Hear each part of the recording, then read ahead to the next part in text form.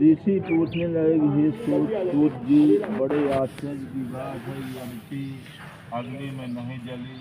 तब सूत जी ने कहा, इसमें आश्चर्य की कोई बात नहीं। जिन भगवान की स्मरण मात्र से सब संकट दूर हो जाते हैं, उनका ध्यान करने वाले भक्त को कौन कष्ट दे सकता है।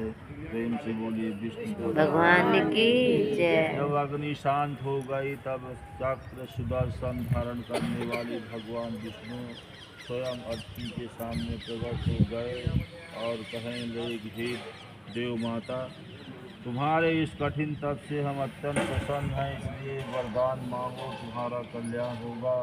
तब अदिति ने हाथ जोड़कर भगवान विष्णु से प्रार्थना की, हे भगवान, जिनके स्मरण मात्र से सब कलेश नष्ट हो जाते हैं, जिनके चरण कमलों की सेवा करके भक्त लोग परम सिद्ध को प्राप्त हो जाते हैं, यज्ञ में स्थित यज्ञ के प्रबोधकर्ता, जिनकी माया को ब्रह्मादि देवता भी नहीं जान सकते, जिनके मन से सूर्य चंद्र, मुख से ब्राह्मण, भुजाओं से क्षत्रिय, जंघा से वैश्य, पैरों से शूद्र उत्पन्न हुए हैं, ऐसे भगवान को नमस्कार है। प्रेम से बोलिए विष्णु भगवान की जय। भगवान देवता नदी समुद्र आप ही हैं, अतएव आप मेरे पुत्रों की रक्षा कीजिए। हे भगवान, आप अंतर्यामी हैं, सभी कुछ जानते हैं, अतएव मेरे पुत्रों को अकंटक राज दीजिए। अदिति के ऐसे प्रेम भरे वचनों को सुनकर भगवान कहने लगे, हे देव माता, हम ही तुम्हारे यहाँ जन्म लेकर तुम्हारे पुत्रों की रक्षा करेंगे।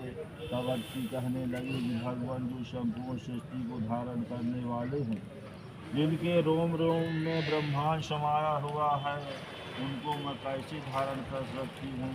भगवान कहने लगे, हे अदिति माता पिता गुरु अतिथि तथा ब्राह्मणों की जो सेवा करते हैं, वो सदैव मुझको धारण करते हैं। पृथ्वी और गौ की रक्षा करने वाला भी मुझको ही धारण करता है, अतएव मैं तुम्हारा पुत्र होकर शत्रुकुल का नाश करूँगा। ये कहे और अपने कंठ की माला देकर भगवान अंतर ध्यान हो गए। प्रेम से बोलिए विष्णु भगवान की जय। इसके पश्चात दक्ष की कन्या अर्थात देव माता अदिति भगवान को नमस्कार करके अपने आश्रम को चली गई। समय पाकर अदिति ने शंख चक्र गदा पद्म तथा कमंडल धारण किए हुए हजारों सूर्य के समान तेज वाले कमल नयन पीताम्बरधारी मुनियों द्वारा स्तुत किए गए दैत्यों के नाश करता भक्तों के प्रिय वामन भगवान को पुत्र रूप में देखा। प्रेम से बोलिए वामन भगवान की जय। कश्यपाद ऋषि भगवान से प्रार्थना करने लगे, जो कोई वामन भगवान के स्तोत्र को नित्य पाठ करता है, वो सदैव निरोगी रहकर सर्व संपदा को प्राप्त करता है। तब वामन भगवान बोले, हे पिताजी, हम प्रसन्न हैं, आपका कल्याण हो, आपके समस्त मनोरथ पूर्ण हो। हमने 2 बार आपके घर जन्म लिया है और आगे भी आते रहेंगे। प्रेम से बोलिए विष्णु भगवान की जय। कहकर भगवान ने बाल रूप धारण कर लिया। उधर राजा बलि ने भी शुक्राचार्य को अपना आचार्य बनाकर बड़ा भारी यज्ञ आरंभ किया, जिसमें लक्ष्मी जी सहित हवि ग्रहण करने के लिए भगवान विष्णु का आवाहन किया। उसी समय भगवान विष्णु ब्रह्मचारी के रूप में वहाँ पर आ गए। भगवान के स्वरूप को देखकर ऋषि लोग ज्ञान दृष्टि से उनको पहचान गए। उन्हें देख श्री शुक्राचार्य ने राजा बलि को एकांत में बुलाकर समझाया। प्रेम से बोलिए विष्णु भगवान की जय। ओम नमो भगवते वासुदेवाय। ओम नमो भगवते वासुदेवाय। वासुदेवाय नमो वासुदेवाय। वासुदेवाय वासुदेवाय। ओम नमो भगवते वासुदेवाय। भगवते वासुदेवाय।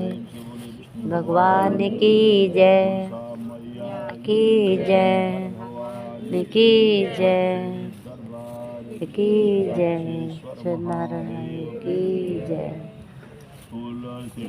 महारानी नमो नमः, हरि की रानी नमो नमो, हरि की पटरानी नमो नमो, की पटरानी नमो नमः। देवन के काज सवारे तुम, देवन के काज सवारे। सेवक रहते शरण तुम्हारे, सेवक रहते शरण तुम्हारे। सुख सुखदायिनी नमो नमो, सब सुख सुखदायिनी नमो नमो। तुलसी महारानी नमो नमः, हरि की पटरानी नमो नमः।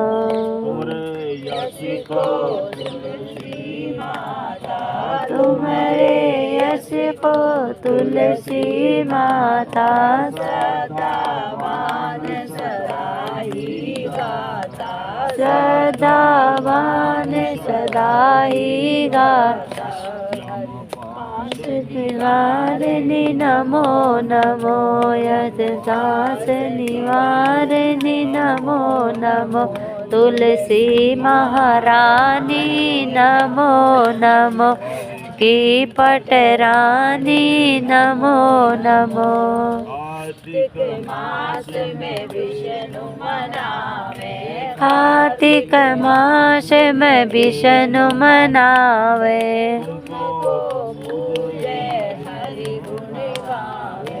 तुमको पूजे हरि गुण गावे, तुझ